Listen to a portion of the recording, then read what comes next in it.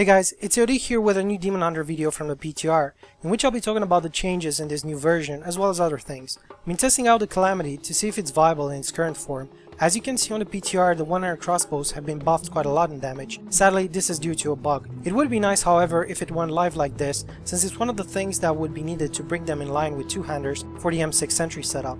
Even without this, Calamity might still be a decent choice, especially if you'll be running in a party to provide them with Mark for Death as a bonus. After all, the damage buff accounts for around 150k out of my 1.6 million DPS, so it's not really game breaking, just a nice addition. Tested this by rerolling the damage modifier on it to a useless stat and getting 2.9k DPS instead, which is closer to the live damage on my Calamity. Advantages of one-arrow crossbows would be the possibility of reaching the last breakpoint for sentries, which is 4.15386, but in order to do so, you'll need almost perfect increased attack speed rolls on every single item that can roll it, and it sacrifices in some cases to pure damage. Of course, in the case of Calamity, you'll also get the Mark for Death bonus from proc. Sadly, I didn't have the required items to reach that breakpoint, so couldn't test it out myself and see how good it would be. Even so, I went and tested this with the 2.84 breakpoint. Also, in the new PTR build, there's been some changes to the legendary gems. The Enforcer, which used to give crit chance to your pets, has been changed to a flat out increase in damage, as you can see in this image.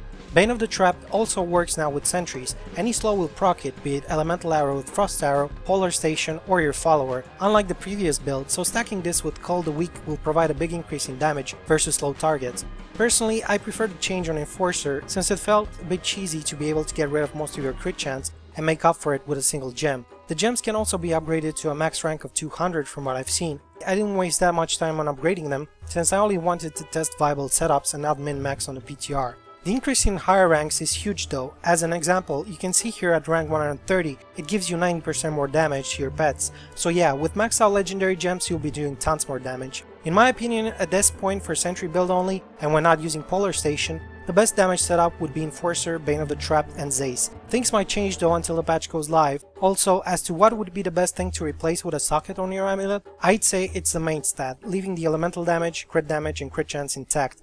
The so-called buff to the Shadow set is pretty disappointing. The change allows you to gain all the effects of the Shadow Power runes. Underwhelming at best, maybe you might find a use for it while doing bounties or something silly, but it's nowhere near viable for endgame Greater Rifts. M6 is still king there. There might be a few more patch iterations until live, so there's still hope. The build I'm currently running in this video is similar to the one I ran before. It's based on cold damage and ballistics to increase the damage from all your spenders, that use rockets of course, and you have 3 of them. Elemental Arrow with Frost Arrow, Cluster Arrow with Maelstrom, Multi-Shot Arsenal, Polar Station, and by the way, only using this because Spitfire on the PTR currently procs reflect damage, so you'll be pretty much insta-giving yourself on elite packs with that affix. Otherwise, Spitfire would be a way better choice here, since you already have the slow from Elemental Arrow, Frost Arrow to proc your gem and Call the Weak. After that we have Wolf and Volt with Tumble.